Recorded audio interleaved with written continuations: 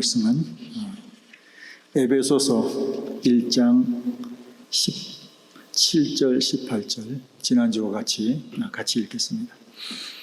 17절 우리 주 예수 그리스도의 하나님 영광의 아버지께서 지혜와 계시의 영을 너희에게 주사 하나님을 알게 하시고 너희 마음의 눈을 밝히사 그의 부르심의 소망이 무엇이며 성도 안에서 그 기업의 영광의 풍성함이 무엇이며.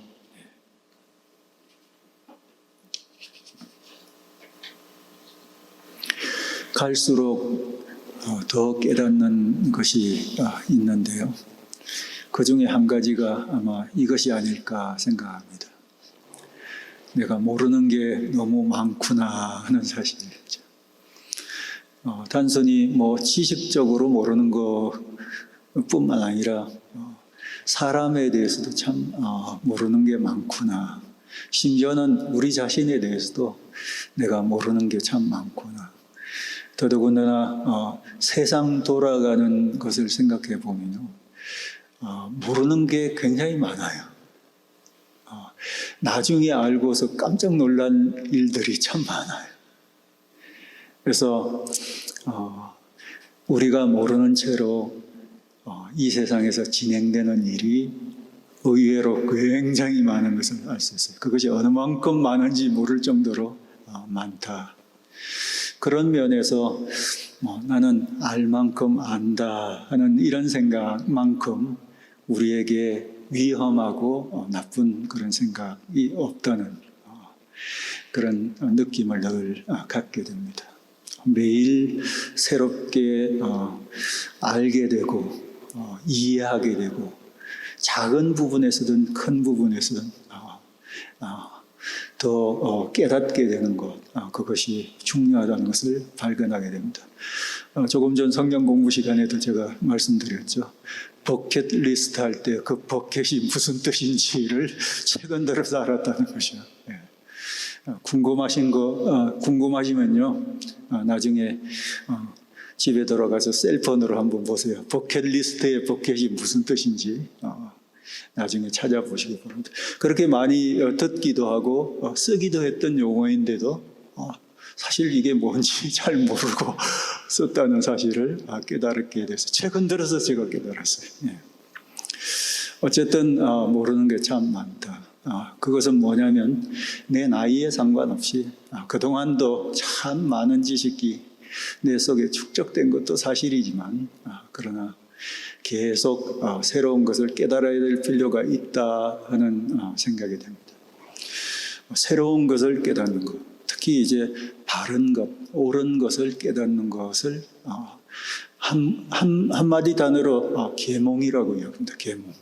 계몽이라는 것이 그런 뜻을 갖고 있어요. 그런 면에서 우리는 날마다 계몽될 필요가 있다 하는 생각을 갖게 돼요. 영어로 표현하면 그거 illumination이죠. illuminate 된다.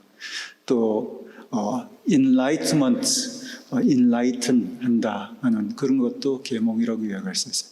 illuminate, 거기에도 빛이라는 그 의미가 담겨져 있죠. enlighten도 역시 빛의 의미가 거기에 담겨 있어요. 그래서 깜깜한 가운데 있었는데 빛이 비치는 것을 통해서 뭔가 새로운 것을 보게 되는 것을 말합니다. 우리는 늘 이렇게 enlightenment 것을 경험해야 할 필요가 있다는 것을 발견하게 됩니다. 바울이 여기서 성도들을 위해서 기도하는 기도의 내용이 바로 이런 거예요. 여기도 그렇게 표현하고 있지 않습니까? 18절에 너희 마음의 눈을 밝히사. 여기서 밝힌다는 얘기가 영어 번역마다 좀 다르습니다. enlighten. 밝혀져. 깜깜했는데, 어두침침했는데 불을 밝혀서 이전에는 잘 안 보였던 것, 선명하지 않았던 것을 보게 해달라고 기도를 하고 있는 것을 볼 수 있습니다. 사실 성도들이 예수 믿는 순간 그들이 받은 것이 너무나 엄청나게 커요. 그것은 하늘에서 주신 그런 복에 대한 얘기를 하면서 우리 같이 쭉 나누었던 부분이에요.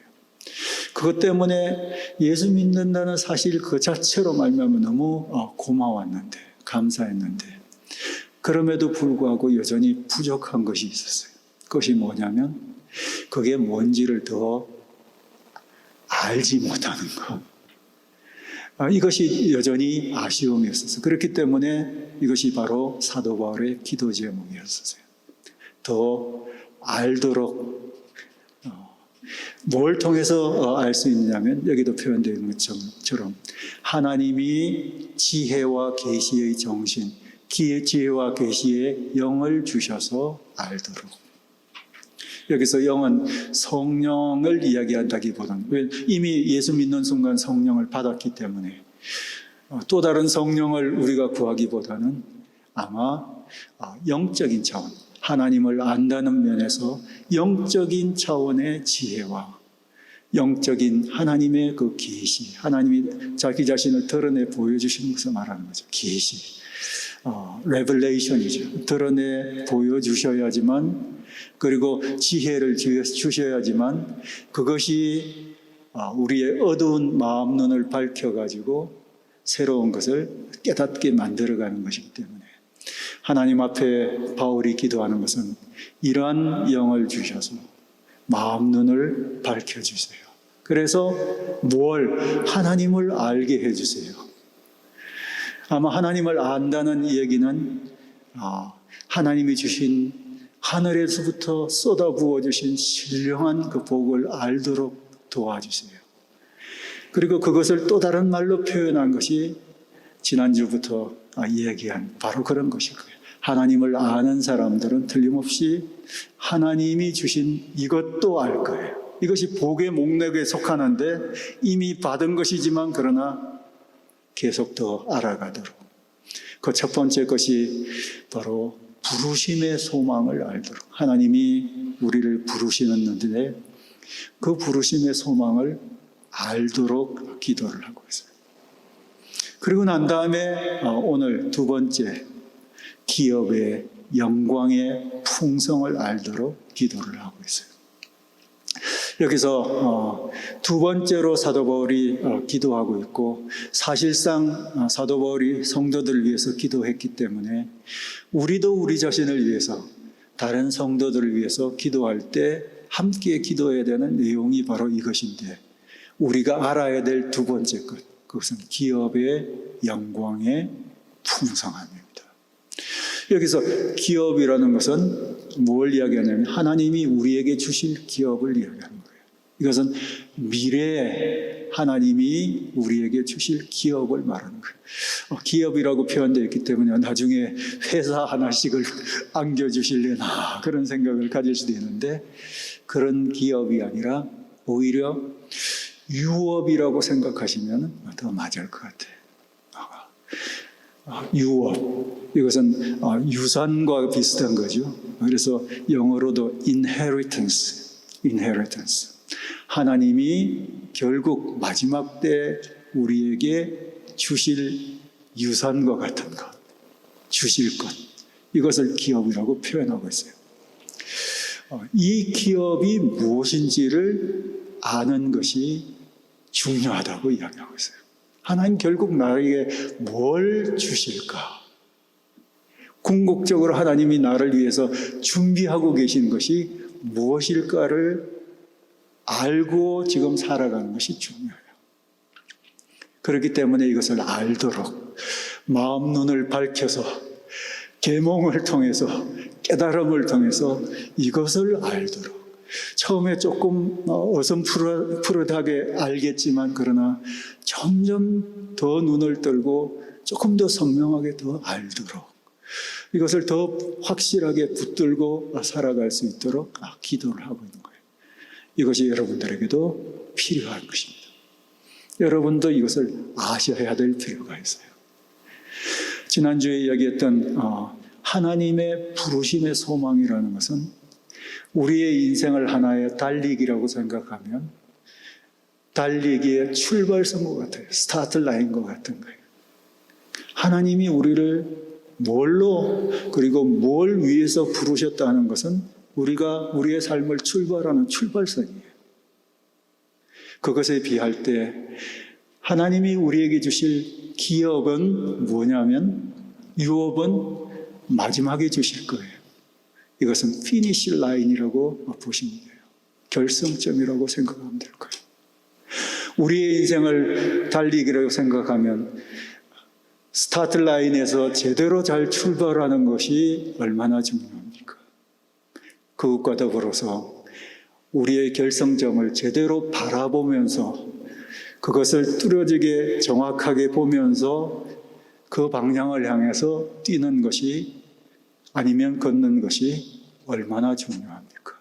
그런 면에서 부르심도 중요하고 우리가 결국 받게 될 기업도 중요하다는 것이에요. 이것을 아는 것이 중요하다는 것이에요. 제대로 된 다름박질을 하기 위해서. 그런데 여기서 이 기업이라는 것이 도대체 구체적으로는 뭘 이야기할까? 하나님 뭘 구체적으로 준비해 놓고 계실까? 쉽게 이야기하면 우리 죽고 난 다음에 하나님 우리를 위해서 준비해 놓으신 것이 구체적으로 뭘까? 하는 질문을 할 수가 있어요. 그런데 여기에는 약간 베일에 쌓여 있는 부분이 있어요. 왜냐하면 이게 미래적인 것이거든요. 지나간 것이면 우리가 경험해서 아는 것이에요. 그렇기 때문에 좀 더 선명하게 말할 수 있는 거예요. 그렇지만 이것은 미래적인 것이 앞으로 우리가 경험하게 될 것이에요. 그렇기 때문에 조금 선명하지 않은 그런 부분이 있어요. 더더군다나 성경에서 미래적으로는 이 일은 약간 좀 신비한 방식으로 이렇게 표현을 하고 있는 것을 볼 수가 있어요. 굉장히 피부에 와닿게, 손에 만져지게 정확하게 하나님이 우리 죽고 난 다음에 이렇게 한다 하는 것을 구체적으로 묘사를 해놓고 있으면 좀 더 우리가 더 이해하기 쉬울 텐데, 성경의 이야기를 보면 상당히 상징적인 그 용어를 쓰고 좀 추상적인 용어를 쓰면서 뭔가 있기는 있는데, 틀림없이 중요한 것이 우리를 기다리고는 있는데, 그것이 우리의 현실적인 어떤 것을 가지고는 정확하게 그 실체를 파악하기 힘든 어떤 요소로 묘사되어 있는 것이 굉장히 많거든요. 그렇기 때문에 때때로는 이것을 너무 구체적으로 이해하려고 한다든지, 또 너무 구체적으로 이것을 단정적으로 확신하고 말한다든지 하는 것에는 위험이 따르는 것을 볼 수가 있어요. 약간 신비적인 영역이 있다, 약간 가려져 있는 부분이 있다, 그러나 틀림없이 굉장히 중요한 어떤 것들이 있다 하는 것을 여러분 아시기 바랍니다. 그렇지만 알 수 있는 만큼 하나님의 성경을 통해서 우리에게 드러내 보여주신 만큼, 우리에게 깨닫게 해주신 만큼 우리는 결국 피니시 라인, 우리가 갈 때 바라보고 사는 그런 방향, 이것에 대해서 많이 알면 많이 알수록, 더 선명하게 알면 알수록 이것이 오늘을 살아가는데, 오늘 하루를 걸어가는데 중요하다는 것을 알 수가 있어요. 이게 그런 식으로 표현되어 있지만 그럼에도 불구하고 성경에 이것에 대한 묘사들을 쭉 살펴보면요, 그래도 선명한 것이 있어요. 선명한 것이 있습니다. 그것이 뭔지 아십니까? 이것은 굉장히 영광스러운 것이에요. 그거 하나는 분명해요. 영광스러운 것입니다. 그렇기 때문에 사도 바울도 이것을 위해서 기도할 때 기업을 알게 해주세요 하고 이야기했을 뿐만 아니라 거기에다가 덧붙여가지고 기업의 영광의 풍성함을 알게 해주세요. 그 기업 자체를 1, 2, 3, 4 그냥 그렇게 아는 그것이 아니라 그것이 담고 있는 영광스러운 것, 그것을 알게 해주세요. 그리고 거기에다가 또 어떤 말까지 덧붙였냐면은 영광의 풍성함까지.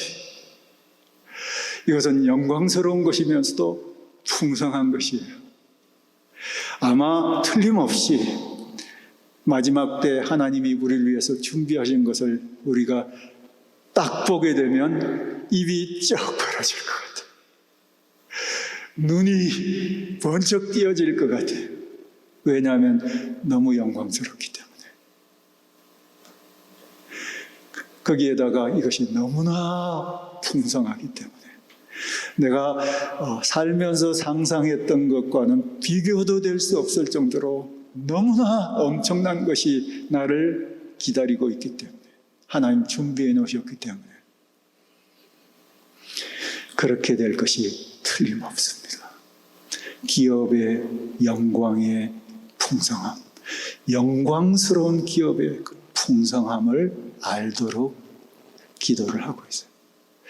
근데 성경을 쭉 살펴보면 이것이 왜 영광스러운지, 이것이 왜 풍성한지에 대한 예들이 나와 있어요.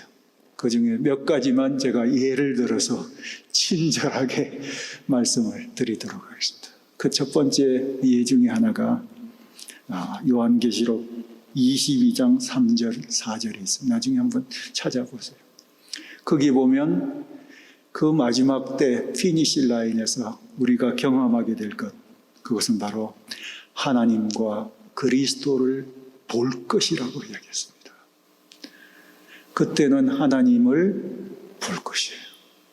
그리고 그때 그리스도를 볼 것이라고 이야기했습니다.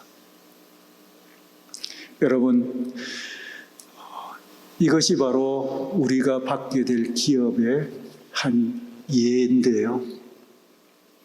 이것을 여러분 상상해 보시기 바랍니다. 우리가 지금은 그냥 간헐적으로 우리 하나님이 우리와 늘 가까이 계신 것을 알죠. 그리고 간헐적으로 예배나 기도를 통해서 그분을 만나게 돼요. 그리고 우리는 쉽게 잊어버리는 성향도 있어요.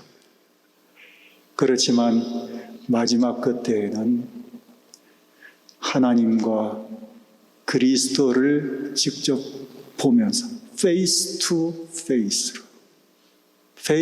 face로 그분들을 보면서 그분들과 함께 지내게 될 거예요. 그것이 구체적으로 어떤 모양인지는 알 수가 없어요. 성경에서 어떻게 이야기하고 그것을 선명하게 이야기하고 있지는 않아요. 그러나 틀림없는 것은 그때 face to face로 그 하나님과 그리스도와 함께 지내게 될 것이에요. 가까이에서 지내게 될 거예요. 가까이에서 지내면서 함께 대화하게 될 것이에요.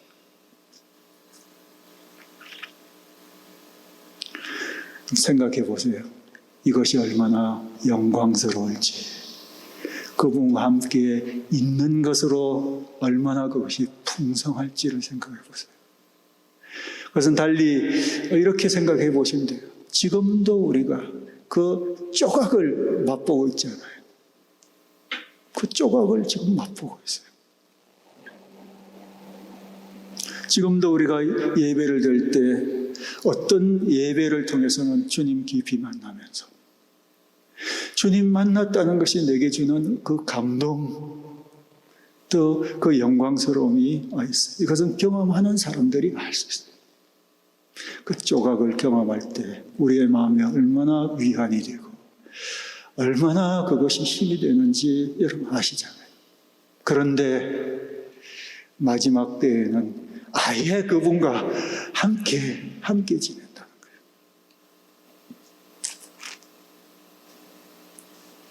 그래서 그것이 얼마나 영광스럽고 풍성한지를 여러분 상상해 보세요. 죽어 천국 간다는 얘기 있죠? 죽어 천국. 죽어서 가게 되는 천국이 있어요. 지금도 천국의 부분을 우리가 경험하고 있어요. 그렇지만 죽어서 천국 갈. 죽어서 가게 되는 천국이 있는데 그 천국이 왜 좋을지에 대해서 생각해 본 적이 있습니까? 천국이 왜 좋을까? 그곳에선 고생도 없고 눈물도 없고 상처도 없고 괴로운 것도 없고 그냥 징징대는 것도 없고 그냥 미워하는 것도 없고 뭐 이런 게 다 없어서 너무 좋겠죠. 또 요한계시록의 묘사에 의하면 뭐 쫙 그냥 걷는 길에 보석이 깔려 있고 뭐 이런 얘기를 해서 뭐 그런 상상을 해볼 수 있지만 천국의 가장 좋은 부분은 바로 그곳에 우리 하나님이 계시기 때문이에요. 그곳에 그리스도가 계시고 그분들이 온전한 주로서 왕으로서 통치하는 영역이기 때문에 그것이 좋은 거예요. 그것만큼 좋은 것이 어디 있습니까? 그것만큼 좋은 것이. 지금 아주 눈꽃만큼 경험하는 것에 완전한 어떤 모양이라고 상상해 보세요. 그리고 그것을 깨달으면서 그것을 향해서 뚜벅뚜벅 걸어간다고 생각해 보세요. 또 다른 한 예가 요한일서 3장 2절인데요.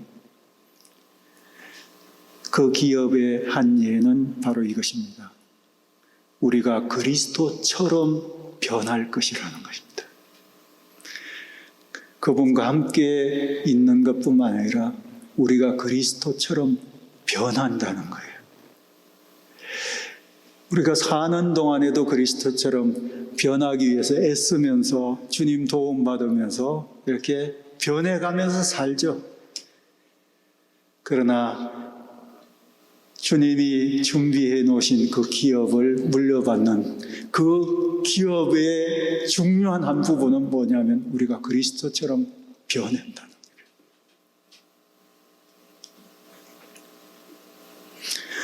여러분, 이것처럼 영광스러운 것이 또 어디 있을까요? 나 자신이 그리스도처럼 변해요. 우리의 몸은 그리스도의 부활하신 몸처럼 변할 거예요. 부활하신 그리스도의 몸이 부활하신 다음에 몇몇 복음서에서 묘사되어 있어요. 사도행전에서도 묘사되어 있어요. 그리스도처럼 우리의 몸이 변해요. 그뿐만 아니라 우리의 인격이, 우리의 성품이 그리스도처럼 변해요. 그리스도처럼 변해요.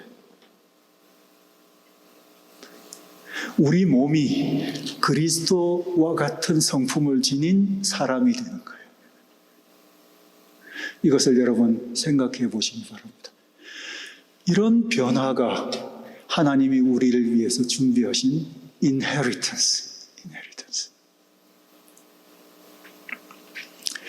지금도 우리가 수십 년 신앙생활하면서 참 안 변한 중에서도 조금씩은 변하지 않습니까?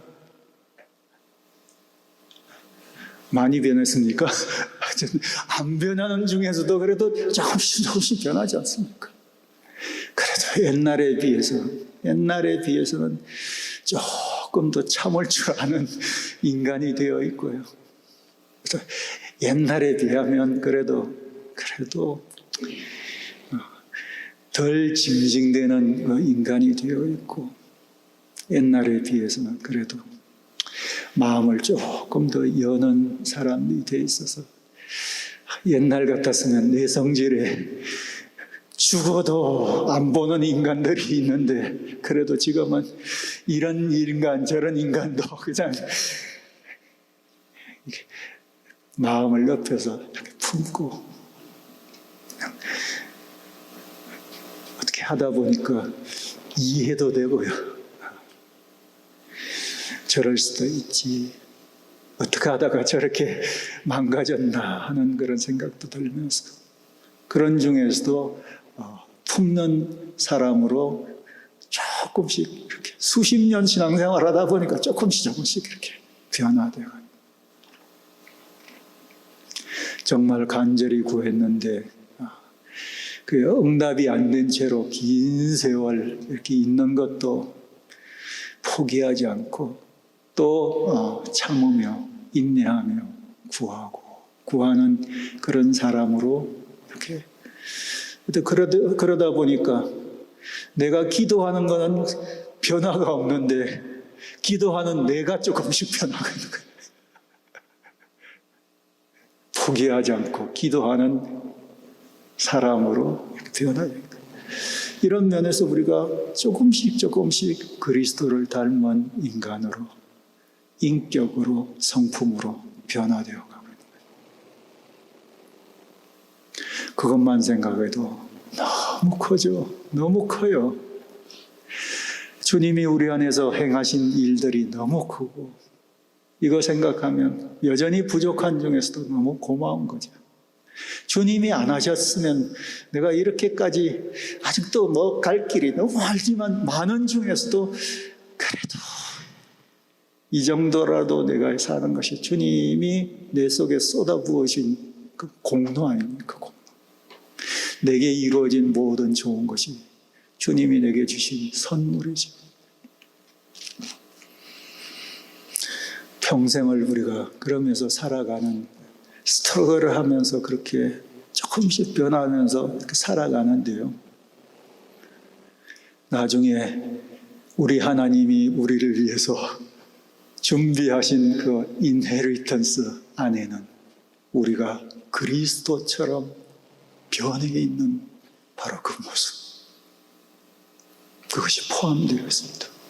그리스도처럼 자신을 낮출 줄 알고, 그리스도처럼 자기를 희생할 줄 알고, 그리스도처럼 자기를 부인할 줄 알고, 그리스도처럼 고난을 짊어지며 살아갈 줄 아는 사람으로 이렇게 변화되었을 거예요. 변화된 내 모습이 영광스럽고,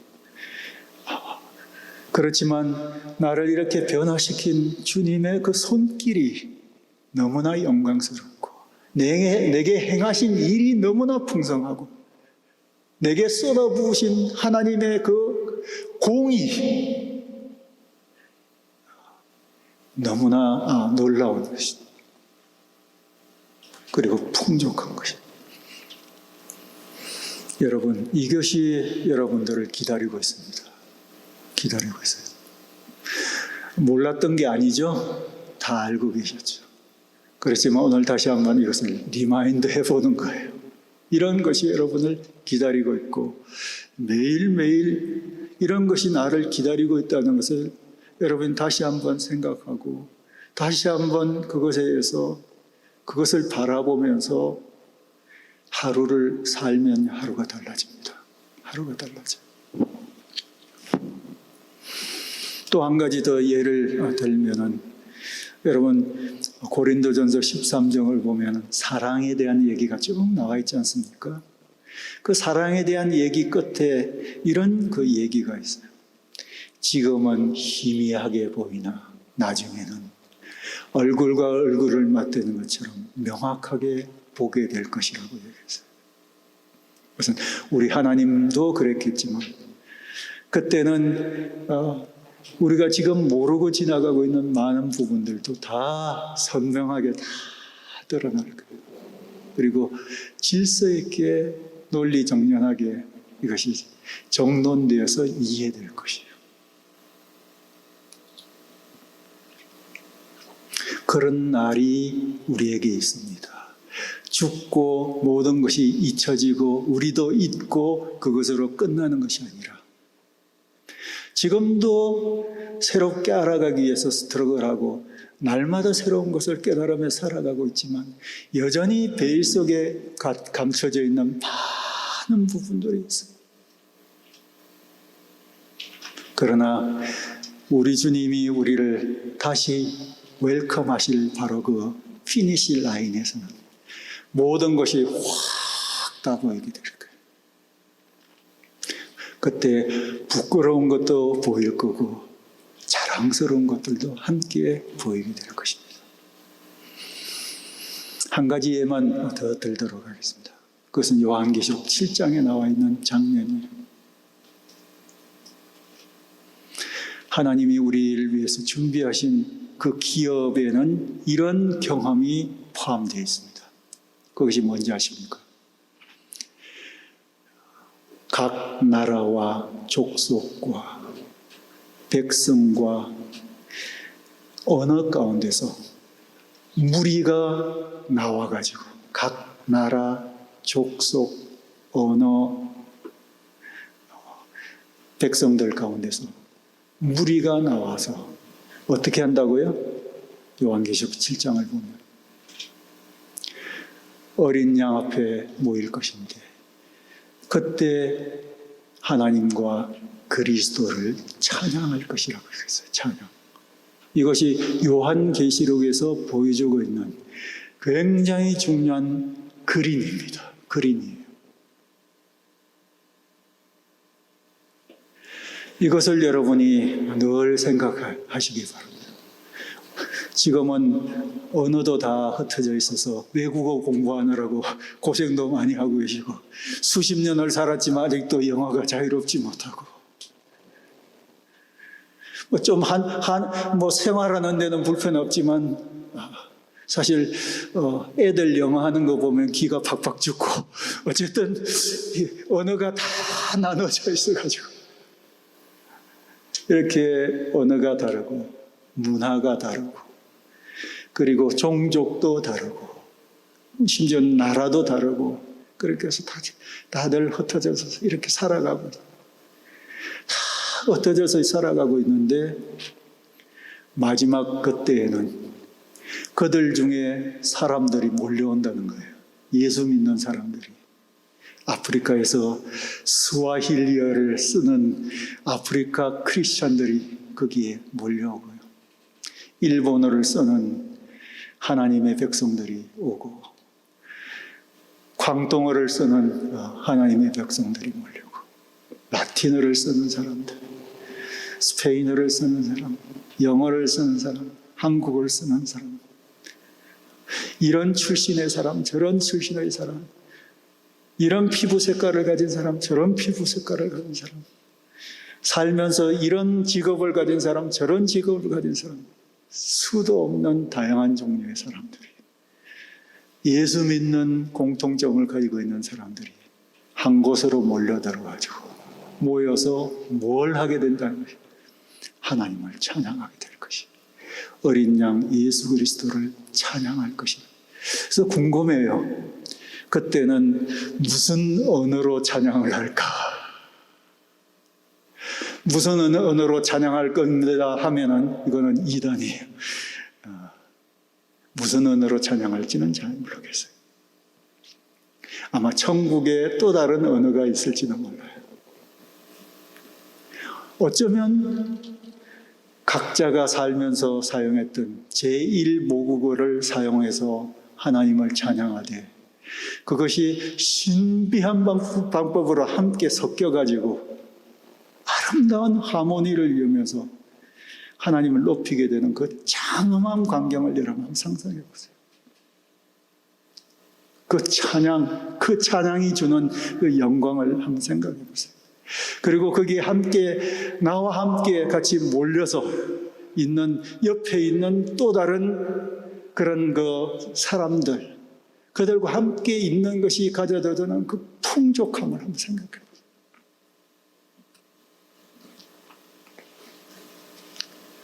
이것을 여러분이 미래에 될 일이지만 그러나 이것을 바라보면서 살기 바랍니다. 이것을 바라보면서 살면요, 오늘을 살 때 어떻게 살아가야 되는지를 여러분이 많이 알 수 있어요. 나와 다른 사람, 가족들 안에서도 마찬가지예요. 가까이 있는 사람, 멀리 있는 사람, 나도 모르는 사람들, 평생을 두고 한 번도 만나보지 못하는 사람들, 다른 세대의 사람들, 다른 지역에 있는 사람들, 나와는 공통점이 전혀 없는 것 같은 사람이지만 그러나 예수 믿는 공통점을 가지고 이들은 하나가 되어서 교회를 형성한 거예요.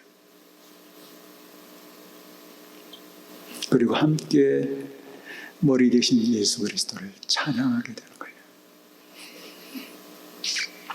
저는 가끔 이제 유튜브를 통해서 합창을 부르는 거를 이렇게 듣게 되는데, 제가 들을 때마다 감동이 되는 그런 합창들이 가끔 있어요. 여러분도 아마 그런 것이 있으실 거예요.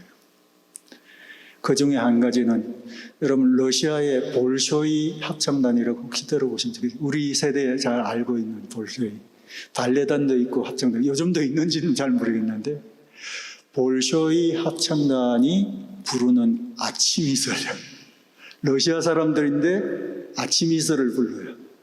근데 그거 들을 때마다 너무 감동이 돼요. 혹시 집에 가셔서 볼쇼이 치고 아침 이슬 치면 나 딱 나올 거예요. 너무 감동이 돼요. 그냥 들을 때마다 막 가슴이 뭉클뭉클. 아침 이슬 자체가 그 가슴, 우리 세대에는 가슴을 뭉클뭉클하게 하는 노래이기도 한데, 러시아 사람이 부르는 그런 거에 더 이게 감동이 되는, 들을 때마다 참 좋은 합창 중에 하나고요. 제가 아마 그 합창을 들을 때마다 마음이 진짜 울컥울컥하게 되는 감동적인, 제가 아마 제일 좋아하는 합창이 아닐까 하는 생각이 드는 합창이 하나 있는데요.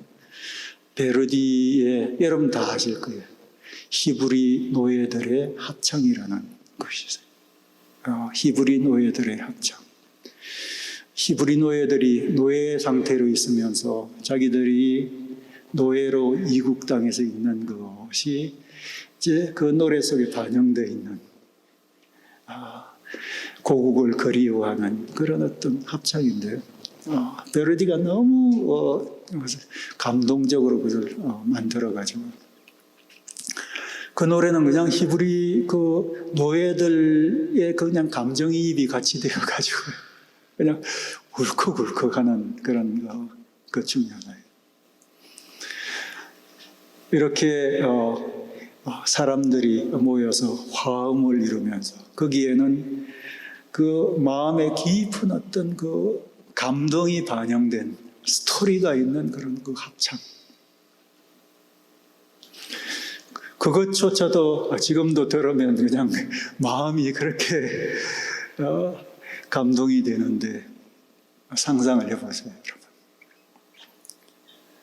마지막 때 우리 하나님 앞에 모여가지고 각종 사람들이 다 모여서 그 많은 사람들이 함께 하나님을 찬양하는, 그런 어린 양을 찬양하는 그런 찬양을 올려드린다고 생각해보세요. 그때 아마 주 하나님 지으신 모든 세계를 찬양하게 될지, 뭘 찬양하게 될지는 모르지만 어떻든 그런 찬양을 할 때를 한번 상상해보세요. 1988년도 제가 젊은 전도사 시절이었는데, 그때 제가 속해 있는 단체에 그때 당시만 해도 그런 어떤 집회가 미국에는 있었는데 한국에는 없었거든요. 청년 대학생들이 거기에 한 장소에서 교회와 선교단체를 초월해서 한 곳에 모여가지고 선교에 대한 주제로 집회를 하는 것이 있었어요. 청년들이 그렇게, 청년 대학생들이 한 것은 그게 처음이에요. 근데 그때 이제 곳곳에 이제 해가지고 사람들을 모아보니까 한 700~800명 정도를 모은 것 같아요. 큰 강당에 700~800명 정도 모여있어요. 전국 각지에서 모였어요. 부산에서 온 사람, 제주도에서 온 사람, 광주에서 온 사람, 각 곳에서 없고, 이 단체, 저 단체, 또 이 교회, 저 교회에서 이렇게 선교에 관심이 있는 사람들이 모여가 집회를 합니다. 그때 당시 집회 주강사는 여성 중국 선교사였던 허드슨 테일러라고 들어보셨습니까? 못 들어보셨죠? 그분의 손자분이 있는데 제임스 테일러라는 분을 모시고 집회를 했었어요. 그때 제가 마침 또 청년 젊은 그 사람이었는데 우리 단체에서 그것을 주관했기 때문에 제가 저녁 집회 4일 중에 한 하루를 사회를 보게 됐어요. 사회를 보면서 거기에서 700~800명이 모여있는 청년들, 더더군다나 선교에 관심을 갖고 있는, 그때 당시에는 그것이 한국에 유행을 하지 않은 그런 그 시기였는데, 그런 사람들이 모여있는 가운데서 제가 찬송가를 인도했습니다. 찬송가를. 근데 그것이 얼마나 감동스러운지 몰랐어요. 다 같이 마음을 모두어가지고 하나님 앞에 찬송가를 부르는데 너무너무 감동이 됐어요. 그 이후에 그 모임은 선교한국이라는 그 명칭으로 전국적인 그런 그 집회가 됐는데요.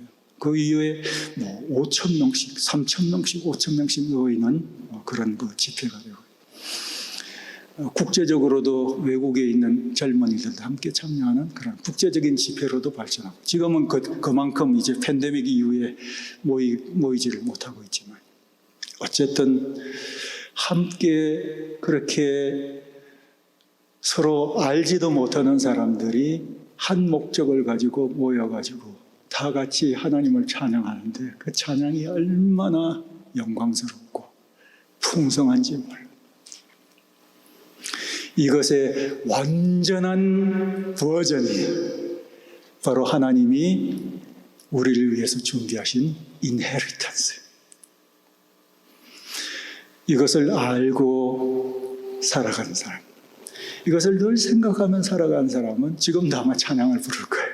찬양. 그 찬양을 지금도 부를 거예요. 영어로도 불러보려고 노력할 거고요. 한국말로도 부를 거예요. 그리고 이런 것을 바라보면서 살아가는 사람들은 이웃 사람들을 더 달리 대하게 될 거예요. 때때로는 나와 전혀 상관이 없어 보이는 사람들을 향해서도 내 마음이 달라질 거예요. 저 사람도 어쩌면 그때 나와 함께 하나님을 찬양하는 대열에 같이 있을 사람일 수도 있어요. 내 식구들 중에 아직까지 주님 안 믿는 사람들은 나와 함께 그 자리에서 같이 찬양하는 아이가 되었으며 손자가 되었으며 하는 기도의 제목을 가지고 기도하게 될 거예요. 전혀 나와 상관이 없는 사람들을 향해서도 때때로는 내가 기도할 수 있어요. 어떤 신문을 보면서, 뉴스를 보면서도 재난을 당한 어떤 지역을 위해서 내가 기도할 수 있어요. 왜? 그 사람들하고 나하고 무슨 상관이 있길래? 그들 중에 어떤 사람들은 나와 함께 그 자리에서 함께 하모니를 이루며 화음을 이루며 하나님을 찬양하게 될 수 있는 그런 사람일 수도 있기 때문에, 그렇기 때문에 여기서 든 몇몇 예들처럼 이것이 여러분에게 매일매일 더 영광스럽고 풍성한 것으로 다가오면요, 오늘 하루를 살아가는 것이 달라요. 그때 만날 우리 주님을 오늘도 또 만나고, 그때 그분처럼 변해갈 그것을 위해서 오늘 하루도 나 자신의 변화를 위해서 헌신하게 되고, 그때 함께 찬양을 부르게 될 그 장면을 위해서 오늘도 또 다른 사람을 위해서 기도하게 되고, 그들이 예수 믿는 것을 위해서, 제대로 잘 믿는 것을 위해서, 잘 사는 것을 위해서 기도하고 신경 쓰게 되는 모습으로 살게 돼요. 만일 이것이 흐릿하면 열심히는 살 거예요. 그렇지만 방향은 들쭉날쭉하면서 살아가게 될 수 있는 가능성이 높아요. 그러나 이것이 풍족하고 영광스러운 것이면 오늘 하루 내 삶의 방향은 너무 선명해져요. 그리고 중요한 것을 결정짓는 내 가치도 선명해져요. 내딛는 내 발걸음도 더욱더 힘이 있게 될 것이에요. 때때로는 그것이 고생스럽고 힘든 것일지라도 그것 때문에 인내하게 돼요. 이것이 다라고 생각하면 견딜 수 없는데, 이것의 끝에는 그런 영광스러운 것이 기다리고 있다고 생각하면 영광이 너무나 크기 때문에, 영광의 중한 것이 있기 때문에 내가 받는 환난이 경한 것이 되어버려요. 로마서의 표현으로 그것이 가벼운 것이 되어버려요. 그렇기 때문에 견딜 수 있어요. 여러분, 우리 자신을 위해서 기도할 때, 또 다른 사람들을 위해서 기도할 때 부르심이 무엇인지를 알도록 기도하시기 바랍니다. 또한 오늘 이야기한 것처럼 그 기업의 영광의 풍성이 무엇인지를 알도록 기도하시기 바랍니다. 그리고 이것을 매일매일 여러분 경험하신 것을 통해서 오늘 하루를 살아가는 것이 방향 제대로 잡힌 그런 삶을 이렇게 살아가시기를 주님의 이름으로 축복합니다. 같이 기도하겠습니다.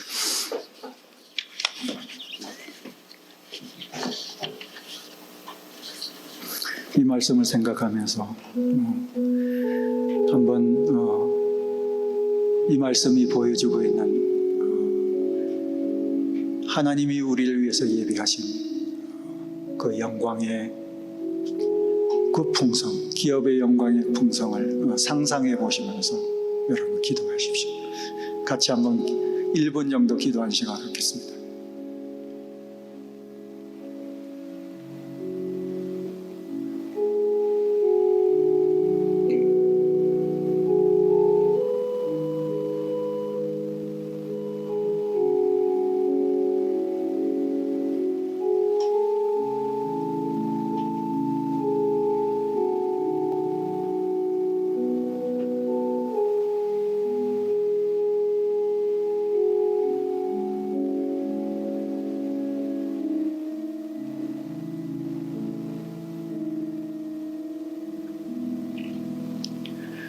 하나님 아버지, 저희들에게 지혜와 계시의 정신을 주셔서, 영을 주셔서 저희 마음 눈이 밝아질 수 있도록 도와주시옵소서. 이를 통해서 부르심의 소망이 무엇이며 기업의 영광의 풍성이 무엇인지를 더 알 수 있도록 도와주시옵소서. 이를 통해서 저희들이 하루하루를 바른 방향을 가지고 살아갈 수 있도록 도와주시옵소서. 살아계신 예수 그리스도의 이름으로 기도합니다. 아멘.